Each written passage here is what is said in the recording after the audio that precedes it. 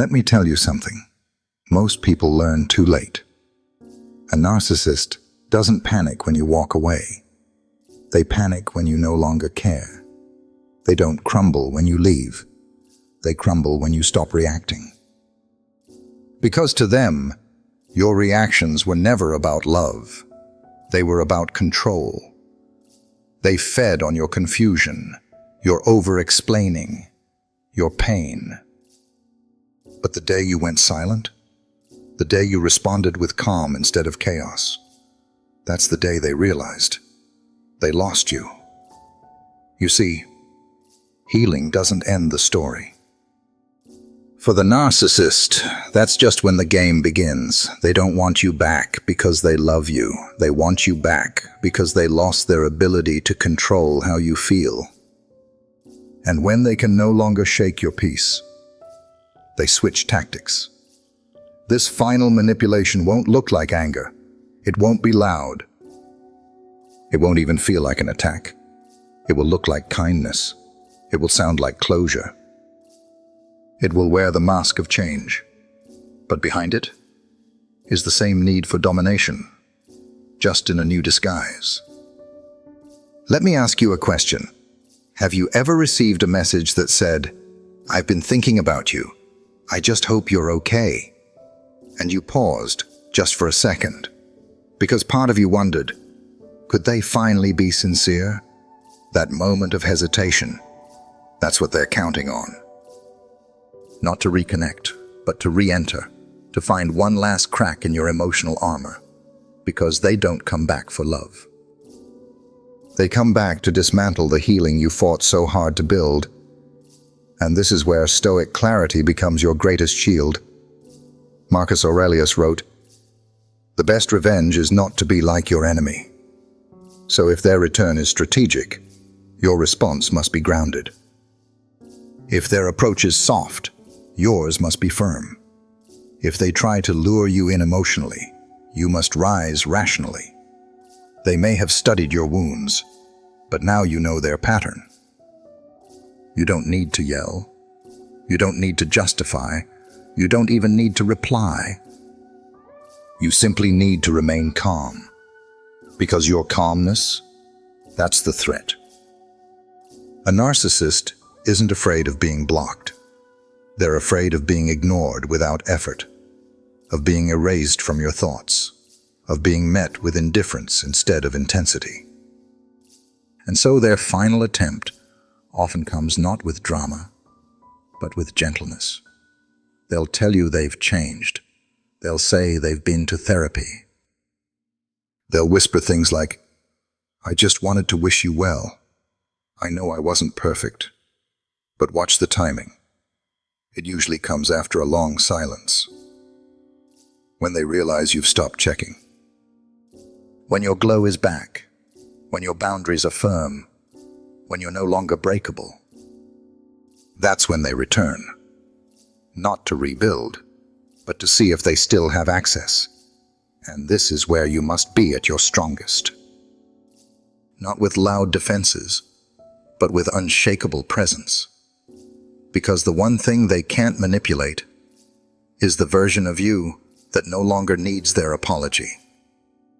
So if you're here right now, if you're in that sacred quiet space between letting go and being tested, remember this: you are not heartless for protecting your peace. You are not cruel for not replying. You are not cold for choosing calm over closure. You are clear, you are conscious, and most of all, you are finally free. This is not the end of your story. It's the beginning of something stronger. It's the version of you who no longer dances with dysfunction, who no longer explains your worth to those who only saw your weakness as an opportunity, who no longer bleeds to prove you loved deeply. So when they come back, soft, smiling, subtle, don't mistake it for healing. Recognize it for what it is, the calm before the final attack, and breathe.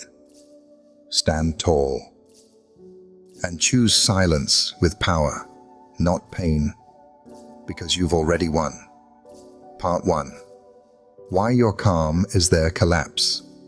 Have you ever noticed how some people only seem to come alive when there's drama? How they ignite conflict, stir confusion, and thrive on chaos? Because deep down, it's all they know? That's exactly what a narcissist feeds on. Not love, not connection, not partnership. They feed on your reactions, your confusion, your emotional turbulence. And the moment you stop giving them that, their world begins to fall apart.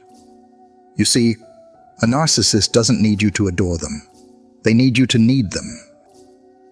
And when you stop needing, when you stop reacting, when your chaos turns into calm, they lose their grip.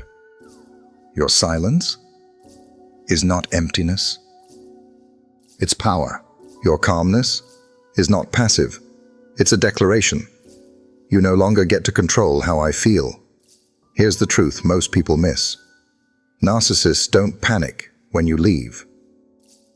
They panic when you grow, because growth means clarity, and clarity means distance. And distance means their manipulation no longer works. That's why your stillness is so threatening, because it's not just silence, it's detachment. And that detachment is like emotional oxygen being cut off. They can no longer gaslight you into doubting yourself. They can no longer bait you with guilt. They can no longer pull your strings from behind the scenes, because you've unplugged the control panel. Let's break this down for a moment. Imagine someone who spent their entire life using mirrors to feel real. They reflect themselves through others. If I can make you cry, I matter. If I can make you chase, I'm wanted. If I can make you rage, I'm significant. But when you no longer cry, no longer chase, no longer rage, they look into that mirror and see nothing. No identity, no control, no power. And that's when the collapse begins. Not in the outside world, but inside them. I once heard someone say, they never loved you. They loved your addiction to them. Let that sink in. They didn't care about your soul. They cared about how deeply entangled you were, because the more tangled, the easier to control. But the moment you started untangling, not with loud exits or dramatic scenes, but with silent clarity, you became their worst fear, someone they can no longer affect. Now maybe you're thinking, but shouldn't I try to explain how they hurt me? Shouldn't I at least say something? The Stoics would say this: he who angers you conquers you. Elizabeth Kenny. To be stoic is not to be emotionless, but to remain unaffected by provocation. Your calmness is not weakness, it's not avoidance, it's self-mastery. It means you've stepped out of the game. You're no longer playing on their board. You're not trying to win. Because true peace doesn't come from victory. It comes from no longer needing to fight. Here's the irony. The narcissist often believes they broke you, but in truth, they built you. Not because of their love, but because of their betrayal. Their chaos forced you to learn boundaries. Their manipulation forced you to find clarity. Their drama forced you to seek peace. And that peace is the final blow. Because now, you don't react. You don't chase. You don't justify. You simply breathe, and they unravel. They'll try to provoke you. Maybe subtly, maybe loudly. They'll test you to see if there's anything left to control. But you'll know you've reached a new level when you don't even feel the need to respond. Not from ego, not from anger, but from calm understanding. Because when you're truly healed, you don't need them to know. You don't need them to admit. You don't need them to change. You just need them out of your energy. So if you're sitting in silence today, wondering if it matters, let me tell you, It matters more than anything. Your calm isn't just healing you, it's dissolving the illusion they built around you. You are no longer the person who explains your worth to the unworthy.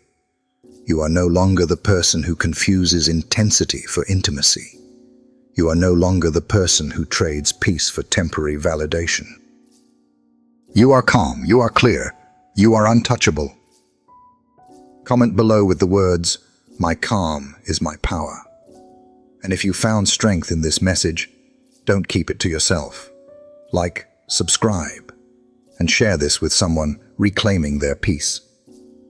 Because calm is not the absence of battle. It's the quiet victory after deciding not to fight the wrong war. Part 2. The escalation trap. Let's talk about what happens right after you start pulling away from a narcissist.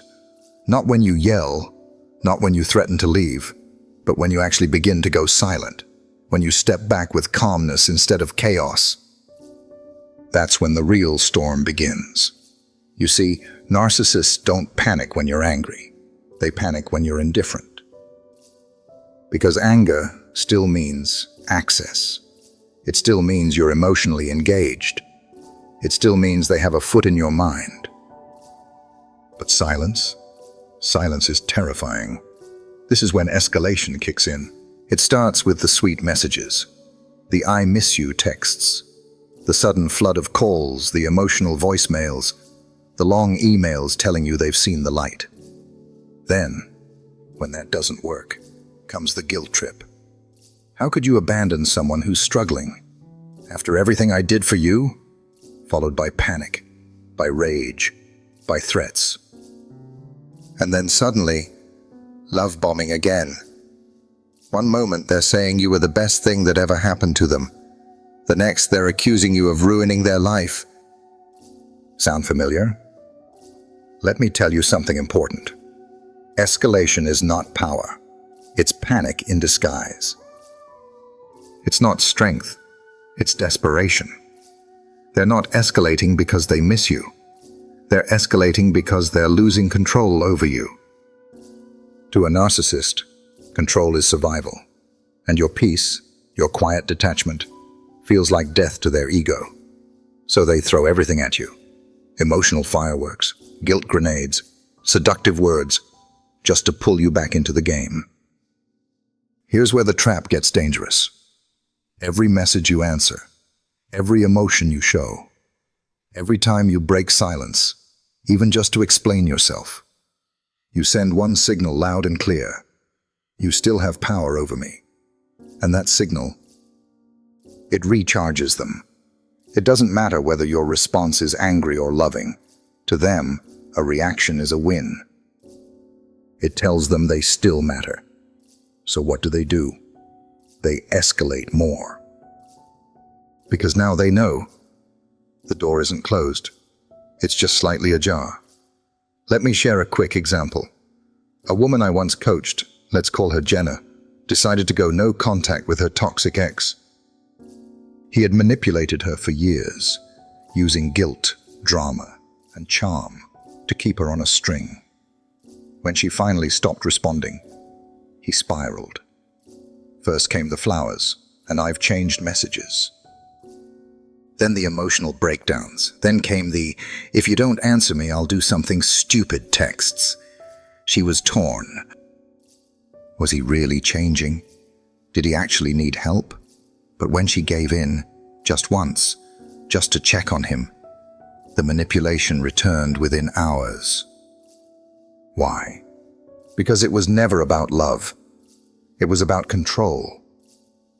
This is what the Stoics understood so deeply. Marcus Aurelius once wrote, "You have power over your mind, not outside events. Realize this, and you will find strength." What if your greatest strength is not in the reply, but in the restraint? What if emotional mastery isn't about being louder, but being unmoved? The narcissist doesn't want your forgiveness. They want your reaction. Because reaction means you're still under their influence. But when you detach, truly detach, you take back control. You rob them of their favorite weapon, your attention. So here's the Stoic strategy when escalation begins. 1. See the bait. Every message, every rage-filled voicemail, every desperate promise. It's bait. Recognize it, but don't touch it. 2. Pause, breathe, respond with discipline or not at all. Silence isn't cold, it's calculated. 3. Ask yourself, am I doing this out of guilt or out of wisdom? Because guilt is the doorway they keep trying to pry open. 4. Let their chaos stay with them. You don't need to take their storm into your peace. Let me be clear. You're not cruel for setting boundaries. You're not heartless for walking away from abuse. You're not responsible for fixing someone who keeps breaking you. You are responsible for protecting your energy, your growth, and your peace. That's not selfish. That's survival. That's self-leadership. If you're in the middle of the escalation trap right now, I want you to hear this. Every time you choose stillness over reaction, you're not just protecting your healing, you're declaring to the universe, I am no longer available for manipulation disguised as love. Comment below. My silence is sacred. If this spoke to you, like, subscribe, and share this message with someone who needs a reminder. Just because someone is screaming doesn't mean you're obligated to listen. Part 3. False redemption. The I've changed strategy. Let's talk about one of the most deceptive plays in the narcissist's playbook. I've changed. I've done the work. I'm not that person anymore. You've heard those words before, right? They come dressed in sincerity. They sound like hope, but underneath, there's strategy, not healing. Because when their rage stops working, when their manipulation can no longer move you, they shift tactics. Now it's not about fighting to control you. It's about performing transformation to win you back. You see, real change is quiet. It's not an announcement. It's not a trailer for a sequel. True transformation shows up as consistency, humility, and time.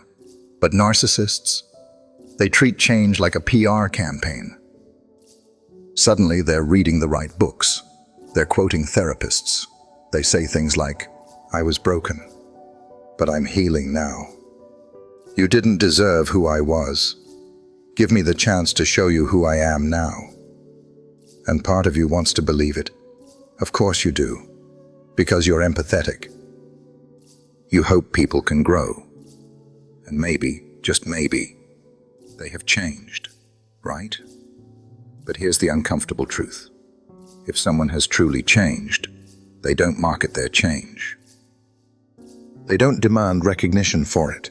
They don't use it to get access to the very person they once hurt. Because growth, real growth, doesn't need applause. It just is. Let me share a story. A man named Daniel walked away from a relationship that left him emotionally depleted. Months later, his ex reached out. I've been in therapy. You wouldn't even recognize me anymore. You always believed in my potential. Can't we just talk? He hesitated. She sounded different, more grounded, more self-aware. But 2 weeks in, the manipulation patterns returned. The same guilt trips, the same passive-aggressive jabs, the same need to control, just dressed in softer clothing. It wasn't transformation. It was re-entry. She didn't want to rebuild herself. She wanted to resume control, this time wearing the mask of progress. This is why we must be careful with people who mirror our language, but not our discipline. Healing isn't a performance. It's not how someone talks. It's how they live. So how can you tell if someone's really changed? Ask yourself this. Are they consistent, even when no one's watching? Do they respect your boundaries, even when it doesn't serve them? as do they take accountability without needing a reward or a second chance. If the answer is no, then the change is probably just another form of manipulation. Stoic philosopher Seneca once wrote, "Time discovers truth. Not apology, not promises, not tears, time." Anyone can say they've changed. Anyone can rehearse emotional intelligence, but time reveals the truth beneath the performance. Here's the Stoic reminder I want you to carry today. Your peace is not negotiable. Your progress is not a revolving door. You are not obligated to re-interview the person who once betrayed your trust just because they say they've evolved. Your silence, it's not punishment, it's protection. Growth is not something you owe someone. Forgiveness doesn't mean reunion. Compassion doesn't mean return. Sometimes the most loving thing you can do for yourself and even for them is stay gone. Because if someone has really changed, they won't chase you, they'll change for themselves. Even if you're not there to see it, so the next time that "I've changed" message shows up in your inbox, pause, breathe. And remember, not all softness is sincerity, not all tears are truth, not every "I'm healing" is honest. Some people learn your emotional language just to bypass your defenses. Be wise. Be still. Let time speak on your behalf. And while they rehearse redemption, you keep rising in silence. Because in the words of Marcus Aurelius, waste no more time arguing what a good person should be. Be one. Part 4. Emotional memory. The pull of the past. There's something powerful and dangerous about memory.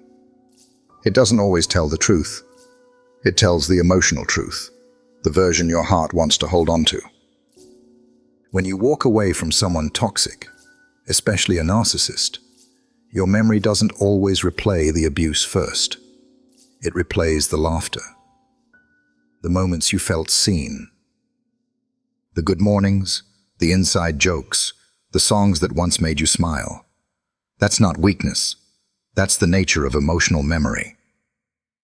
Your mind clings to moments of connection, even when they were part of a trap. And narcissists, they know this. They count on it. They don't just manipulate the present, they manipulate your memory. They resurface with a soft tone. They reference the good times. They say things like, "Remember that weekend in the mountains? I still think about how you used to laugh when..." Suddenly, you're not thinking about how they broke you. You're thinking about how they once made you feel alive. And here's the truth. They're not trying to miss you. They're trying to move you.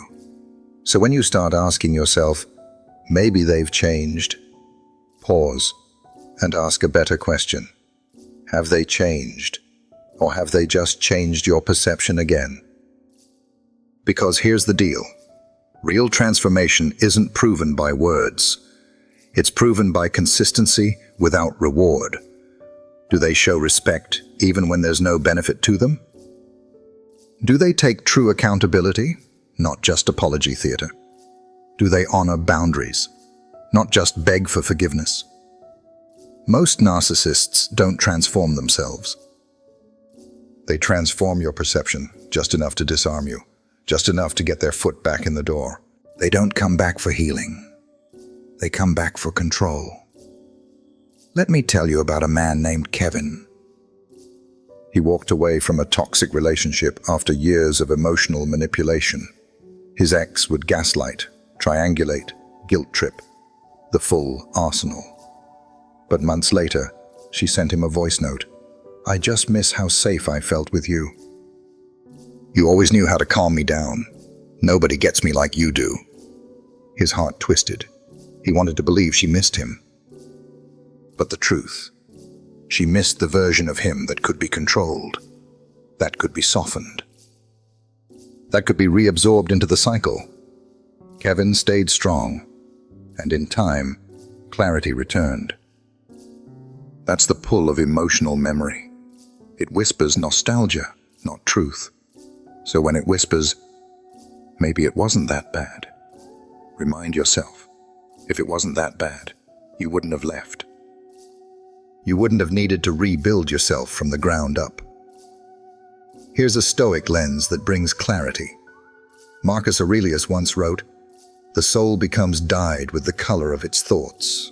And I'd add, be careful who hands you the paintbrush. When you remember someone, do it honestly.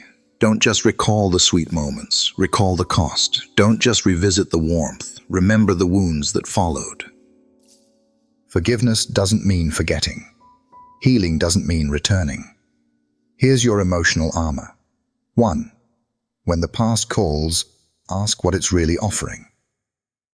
Peace, or the same pain, repackaged in new language. 2. Don't judge change by what they say in crisis. Judge it by what they do in calm. Anyone can speak beautifully when they're losing you.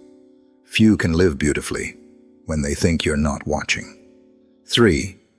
Write it down.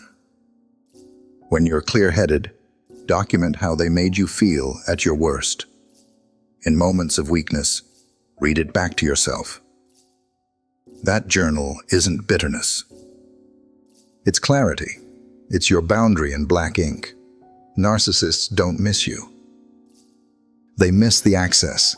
They miss the version of you that explained yourself, that softened your no into maybe, that responded to their chaos with emotional energy they could feed off of. They miss control. So when emotional memory starts pulling you backward, stand still, breathe, and say out loud if you need to, that chapter is closed. My peace isn't up for negotiation. Because the truth is, you don't belong in the version of the past that required you to shrink just to keep someone else comfortable. You've grown. You've reclaimed your mind, and now you protect your memory too.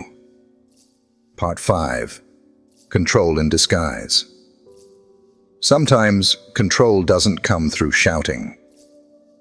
Sometimes it whispers, in soft apologies, in vague text messages, in posts that seem harmless but feel like traps. You think it's over. You've walked away. You've chosen peace. But then they reach out, not with fire, but with fog. Not with rage, but with regret, real or rehearsed. This is the next phase, and it's far more dangerous than their anger. Because now the control is disguised. Here's what it looks like. A message that says, "I just wanted to apologize. I was going through a lot back then." Or a post on social media with a quote that reads, "Some people don't realize what they had until it's gone." No names. No direct accusations. But you feel it's about you. You feel that pull. That confusion. That emotional fog designed to make you question everything you already knew. This tactic has a name. It's called silent framing. They paint you as cold and unforgiving, while they appear gracious and composed. They plant seeds of doubt, not just in you, but in others. They never say it outright, but through indirect comments they imply, "I tried, they didn't. I still care. They just ghosted me." And if you're not grounded, if you're not clear, that narrative can start to stick. Not because it's true, but because it's subtle, and subtle is harder to fight. Then there's the social media baiting. They post pictures with vague captions like "healing and growing, grateful for the lessons," or they post a photo of a new partner, but the timing is suspiciously strategic. A week after your birthday, the day after your major career win. Coincidence? No, it's emotional chess. They don't want to move on. They want you to react. They want you back in the game. And here's where it gets even trickier. They send in others to carry the message for them, what psychologists call flying monkeys. These are mutual friends, family members, or acquaintances, who suddenly say things like, "Hey, I saw your ex the other day." They seem like they've really changed. "They told me they still care about you. Just thought you should know." Sounds innocent, right? But it's not communication. It's manipulation through delegation. They don't want to reach out directly because that would break their image. So they find someone else to trigger you. Now pause and ask yourself, why are they doing all this after you've left? Because when control is lost, they don't grieve. They strategize. They don't reflect. They rebrand. But here's the Stoic truth. Love doesn't require control. Ego does. If their actions are about pulling you back into confusion, guilt, or explanation, that's not love. That's the ego gasping for air. So what do you do? How do you respond to this disguised manipulation? You don't. You don't clarify. You don't retaliate. You don't over-explain your silence, because your stillness speaks louder than any comeback ever could. Stoic philosopher Epictetus once said, "If someone succeeds in provoking you, realize that your mind is complicit in the provocation." It's not about being cold. It's about being clear. You don't have to fight fire with fire. You win by refusing to play. Let them talk. Let them post. Let them spin whatever version of the story they need. You're not in that chapter anymore. Your new chapter? It's written in peace. It's quiet, focused, clean. Because here's the secret they never expected. You didn't just walk away from them. You walked toward yourself. Part 6. Success as a threat. Let's be honest. Some people aren't angry that you left. They're angry that you're still standing. Even more than that, they're furious that you're thriving. Because deep down, they expected your collapse to confirm their worth. They predicted your failure. They counted on your silence being a sign of weakness, not strength. But instead, you chose healing. You chose growth. You chose yourself. And that, your peace, your progress, your quiet glow up, that is the biggest threat to the ego of a narcissist. See, when you were in that toxic dynamic, they convinced themselves of one thing: you need me more than I need you. That belief propped up their entire identity. So the moment you broke away, the moment you stopped reacting, stopped chasing, stopped explaining, you didn't just walk away from the relationship, you shattered the story they built about you. And that terrifies them. Because narcissists don't see your healing as a personal journey. They see it as personal betrayal. They take your success as an insult. Your joy equals their threat. Your stillness equals their exposure. And every step you take without them, every smile, every win, it becomes a mirror to the truth they tried to avoid. You were never broken. You were just controlled. I want you to sit with this. They didn't actually want you to be happy with them. They just didn't want you to be happy without them. They didn't mind your progress as long as it happened under their supervision.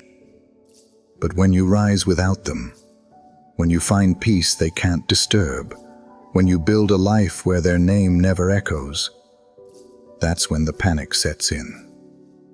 Because it means they've lost the one thing they crave most: control.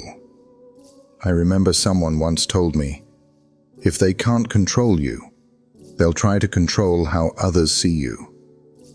But here's the Stoic truth. You have power over your mind, not outside events. Realize this, and you will find strength. Marcus Aurelius. Let them watch. Let them spin stories. Let them wonder how you're glowing in silence. Because the real revenge is not destruction. It's transformation. So if you're getting healthier, if you're finally resting at night without walking on emotional eggshells, If you're setting boundaries, chasing goals, and building peace, then know this: your light is not a weapon, but it will feel like one to those who tried to dim it. Their ego built a story where you were weak, broken, dependent. But your healing, it destroyed that narrative without a single word spoken. Because healing doesn't just make you feel better. It exposes who they really were. It reveals what they refused to look at in themselves, and it reminds them, you never needed them. They needed your need for them. So today, I want you to own your glow. Not with pride, but with clarity. Not to prove anything, but to reclaim everything. And when they say, you've changed, just smile and think, no, I've returned to who I was before the pain. Part 7. Calm narcissists are still narcissists. Sometimes the most dangerous people aren't the ones who yell or rage or storm out the door. They're the ones who come back with a quiet smile, soft words, and just enough change to confuse your intuition. Let's talk about a subtle but devastating form of manipulation. The calm narcissist. The one who returns not with fury, but with softness, with so-called healing. With just enough spiritual language to make you second-guess your boundaries. You see, not all narcissists scream. Not all of them rage or guilt-trip or beg. Some evolve their tactics. They learn that the old ways don't work anymore, so they put on a new mask. This time, one of serenity. They say things like, I've been meditating lately. I've read the Stoics. I understand now. I'm not here to cause drama. I'm just reaching out with love. It sounds noble. It sounds gentle. But underneath, there's an agenda. Let me be clear. Kindness is not the same as growth. And calm is not the same as character change. Sometimes calmness is just a performance, designed to bypass your boundaries. Because when manipulation through chaos fails, the narcissist often switches to manipulation through peace. They use spiritual language to disarm you. They mimic Stoic values, speak about detachment, healing, growth. But watch closely. Because their words may sound grounded, yet their actions remain transactional. They give, but expect reaccess. They help, but expect to be let back in. They seem supportive, until you say no. Then the mask begins to crack. Here's the Stoic truth. Don't listen to their tone. Observe their patterns. The person who once disrespected your boundaries is now testing them in a softer way. They may not be yelling anymore, but they're still pushing. They're just using a new form of pressure, disguised as patience. So, how do we respond? With calm clarity, not with fear, not with hate, but with discernment.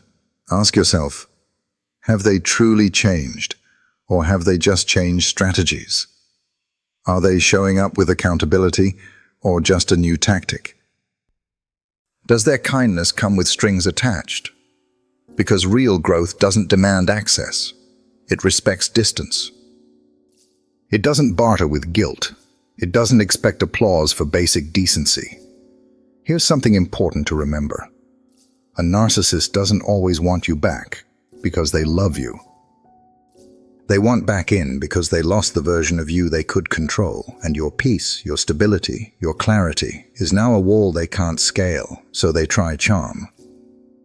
They try humility, they try transformation, but true healing is humble, quiet, and patient. It shows up with no need for validation. Don't confuse presentation for progress. Don't confuse a new tone with a new soul. And above all, don't confuse their kindness with your responsibility. Because when you've done the hard work, when you've rebuilt your peace, when you've protected your energy, your job is not to give re-entry passes to everyone who knocks with a softer voice. Your job is to guard the gate. to honor what it cost you to get here. Part 8. The Guilt Trap. You've changed. At some point in your healing journey, when manipulation, charm, and silence no longer work on you, they'll reach for one last weapon: guilt. Not the obvious kind, not the kind that screams, but the quiet, cutting guilt that sounds like, "You've changed. You're not who you used to be." Everyone says you've become cold, distant, heartless. And if you've ever been someone who values connection, who's tried to be a good person, a loyal partner, a kind soul, that kind of accusation stings. It's designed to. You see, guilt is the final tool of control. When they can't provoke you through anger, can't pull you back with promises, can't charm their way through your boundaries, they target your identity. They plant doubt. They frame your growth as betrayal. They want you to look in the mirror and question the very strength you worked so hard to build.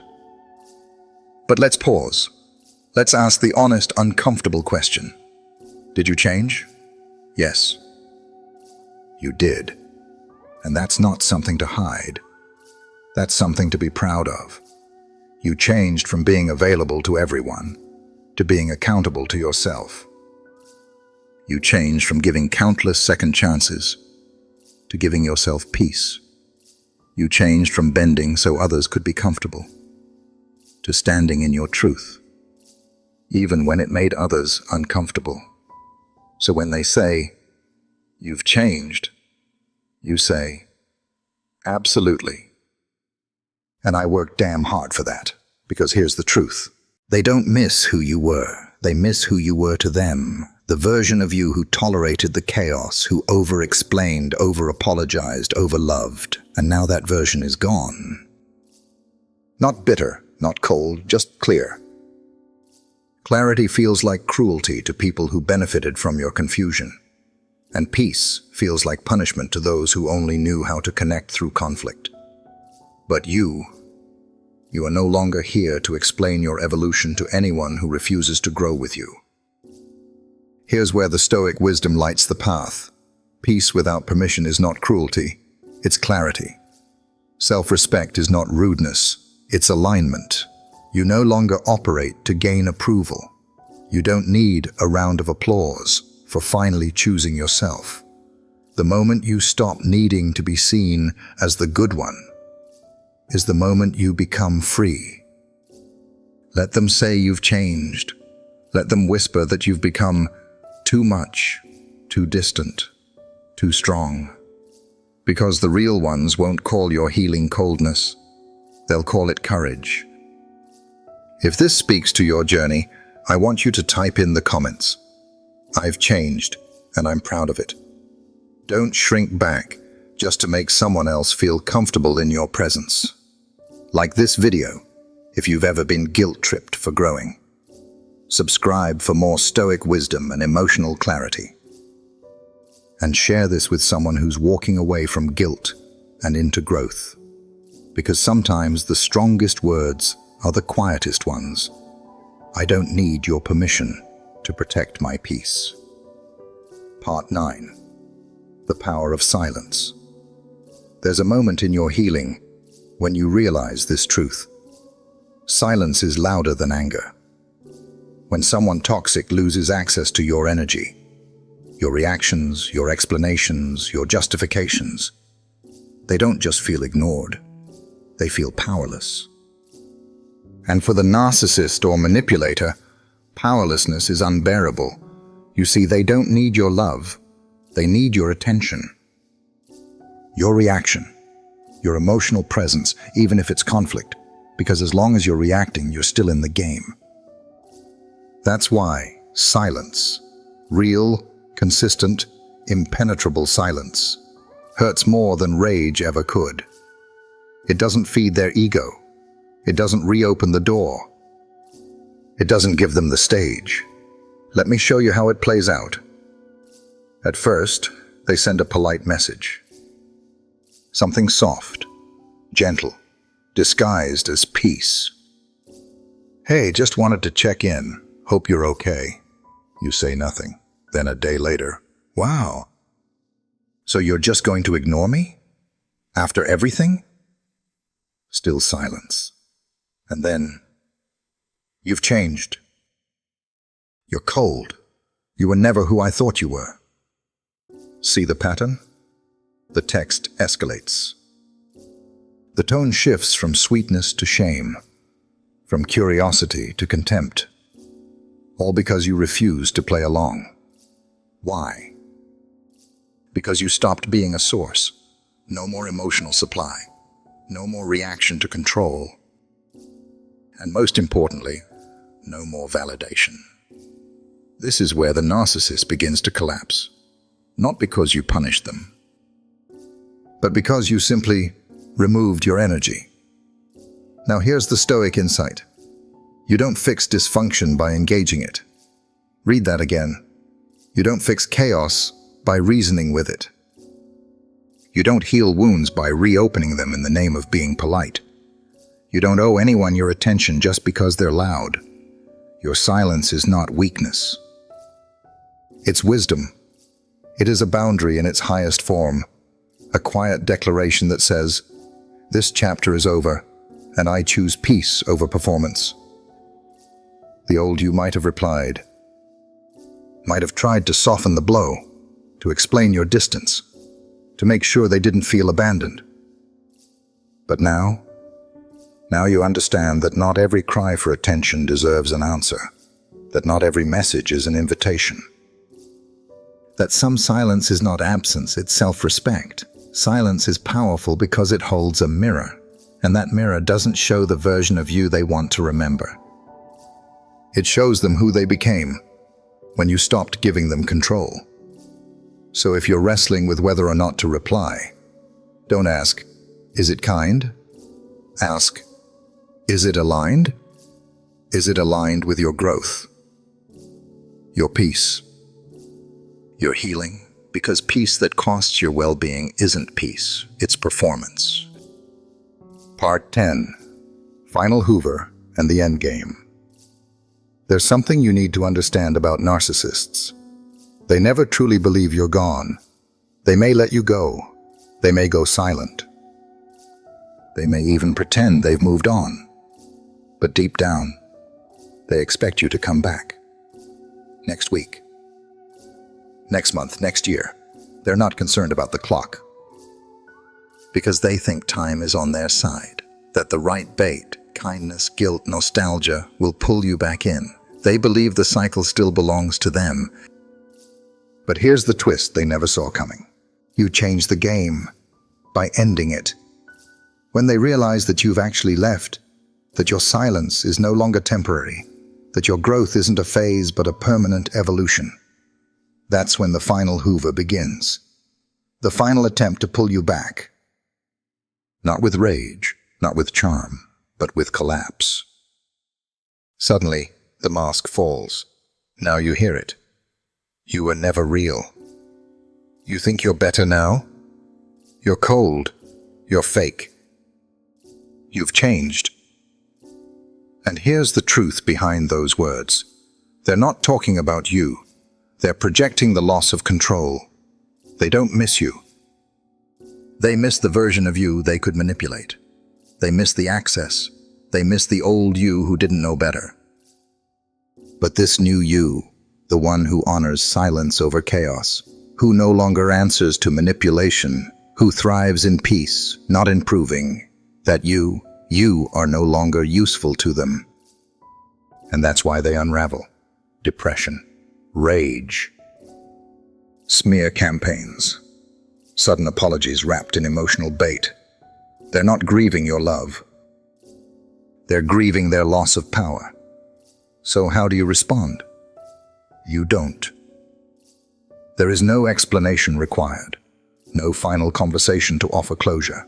No carefully crafted message to make them understand. They don't want understanding. They want a reaction.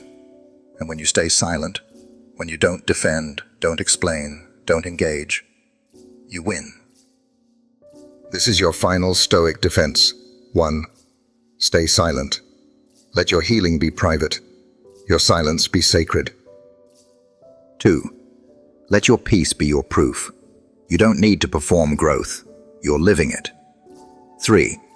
Grow quietly. Because real transformation doesn't scream, it shines. And in doing so, it makes the past irrelevant. Marcus Aurelius once said, "The best revenge is to be unlike your enemy." And that's exactly what this is. While they spiral into stories and blame, you remain grounded. While they shout into empty rooms hoping you'll hear, you walk forward without looking back. Let them say you've changed. They're right. You have changed. From reactive to calm, from chaotic to clear, from seeking their validation to standing in your own truth. This isn't cruelty. It's clarity. This isn't abandonment. It's alignment. And if they can't understand that, it's not your burden to carry. There comes a moment, not loud, not dramatic, where you simply realize you're not the same person anymore. You're not playing the role they assigned to you. You're not stepping into the emotional traps they laid. You're not dancing to the tune they used to control you, because you've outgrown the entire game. That version of you, the one who used to explain, react, defend, beg to be understood, that version is gone. Now your silence speaks, your peace screams, your purpose. That's the loudest thing in the room, and the most powerful move you've made was not to win an argument, not to deliver the perfect final words, not to prove anything. It was simply to walk away and never come back. Let them wonder. Let them create stories. Let them throw jabs in empty spaces, hoping you'll flinch. But you stay grounded, calm, focused, because your growth didn't come to make noise. It came to make distance. Marcus Aurelius said it best. The best revenge is to be unlike him who performed the injury. That is Stoic power. You don't mirror their chaos. You master your own clarity. You don't match their manipulation. You rise above it. Not out of pride, not out of ego, but because you finally know who you are. And the person you've become has no need to return to a broken table that once fed your doubt, your fear, and your self-abandonment. Now you nourish yourself with something far greater. Discipline, peace, purpose, clarity, and silence, not the silence of weakness, but the silence of wisdom. Because you've learned the sacred truth. You don't need closure when you've found direction. You don't need revenge when you've built self-respect. You don't need to explain when you've evolved. This is your win, not a loud victory, not a public announcement, but a quiet, private revolution that they'll never understand, because they were never meant to walk this part of your journey with you. You've outgrown the drama. You've outgrown the manipulation. You've outgrown the game, and that is the most powerful ending of all. If this resonates with you, type this in the comments. I've outgrown the game, and I'm not playing small again.